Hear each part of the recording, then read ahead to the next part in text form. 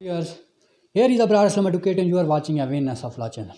Today we will discuss about stages of civil trial. आज हम discuss करेंगे जो सिविल ट्रायल के जो स्टेजेस होते हैं उस बारे में. The first stage of civil trial start with plaint. सबसे पहले सिविल ट्रायल की इब्तदा अर्जी दावा से होती है, जिससे प्लेंट कहा जाता है. जब किसी शख्स के साथ कोई ज़्यादती होती है, नाइंसाफ़ी होती है, उसके राइट पर कब्ज़ा किया जाता है, उसका राइट जो बन रहा होता है ऐसे नहीं दिया जाता, उसकी हक तलफ़ी की जाती है, तो वो शख्स अपनी ग्रीवियंस लेकर कोर्ट से रुजू करता है रिड्रेसल के लिए. जब वो कोर्ट से रुजू करता है रिड्रेसल के लिए तो सबसे पहले प्लेंट तैयार किया जाता है. प्लेंट ज़ाब्ता दीवानी CPC सिविल प्रोसीजर कोड 1908 का आर्डर 7 इसको डील करता है. आर्डर 7 रूल 1 में तमाम essential ingredient of the plaint ये इसमें शामिल हैं, जिनके मुताबिक दवा तैयार किया जाता है. अगर इनमें इस एसेंशियल ऑफ इंग्रेडिएंट में से एक भी मिस हो, जिसके मुताबिक प्लेंट तैयार ना किया गया हो, तो वो दवा इनकम्प्लीट होता है. तो आइए हम वन बाय वन तमाम essential ingredient of the plaint को डिस्कस करते हैं.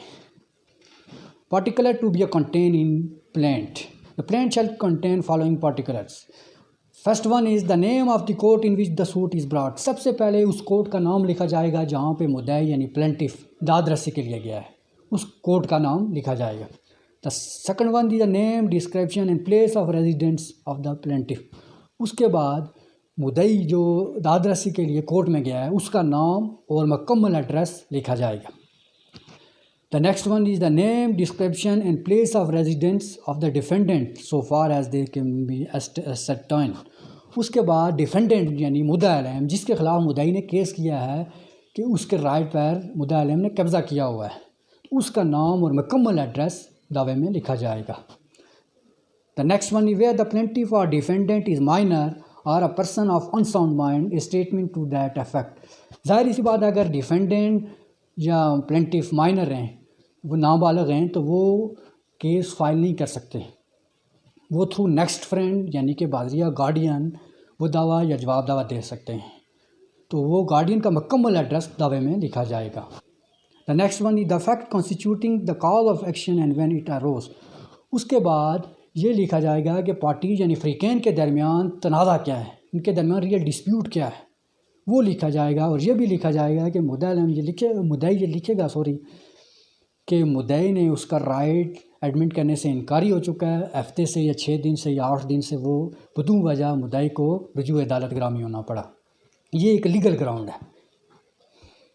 The next one is the fact showing the court as a jurisdiction. उसके बाद कोर्ट की जुरिसडिक्शन के हवाले से लिखा जाएगा कि प्रॉपर्टी या फ्रीकैन अदालत ग्रामी के अंदर हदूद में और अदालत को मुकम्मल इख्तियार समात हासिल है. The next one is the relief with the plaintiff claim. उसके बाद प्लेंटिफ यानी कि मुद्दई जो रिलीफ क्लेम कर रहा है वो लिखेगा कि उससे क्या दादरसी मतलूब है. The next one is where the plaintiff has allowed a set off. इसमें यह है कि अगर मुद्दई से मुद्दा अलैम 8 लाख रुपया लेता है, तो मुद्दई ने भी मुद्दा अलैम से अगर 2 लाख रुपया लिया हुआ है, तो मुद्दई दावे में लिखेगा कि मेरे इसने 8 लाख रुपये देने और मैंने भी मुद्दा अलैम के 2 लाख रुपये देने हैं. सेट ऑफ का मतलब होता है काउंटर क्लेम.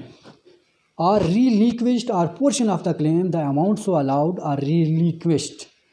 या रिलीक्विश्ड का मतलब होता है दस्तबरदार होना, छोड़ना, ख़त्म करना. तो मुद्दई ये भी लिख सकता है कि मुद्दई ये भी लिख सकता है कि मुद्दा अलैम ने मेरे 8 लाख रुपये देने, तो मैंने भी उसके 2 लाख रुपये देने हैं, तो मैं 2 लाख रुपया छोड़ रहा हूँ इस वजह से कि मैंने भी मुद्दा अलैम के 2 लाख रुपये देने हैं, तो मेरा 6 लाख रुपया मुद्दा अलैम ने देना है. The next one is statement of the value of the subject matter of the suit for the purpose of jurisdiction and court fees so far as the case admit. उसके बाद चूँकि सूट की जो वैल्यूएशन होती है वो subject matter के हिसाब से लगाई जाती है, उस हिसाब से कोर्ट फीस पे करनी पड़ती है, तो ये लिखी जाती है. ये नाजरीन जो essential ingredient of the plaint हैं.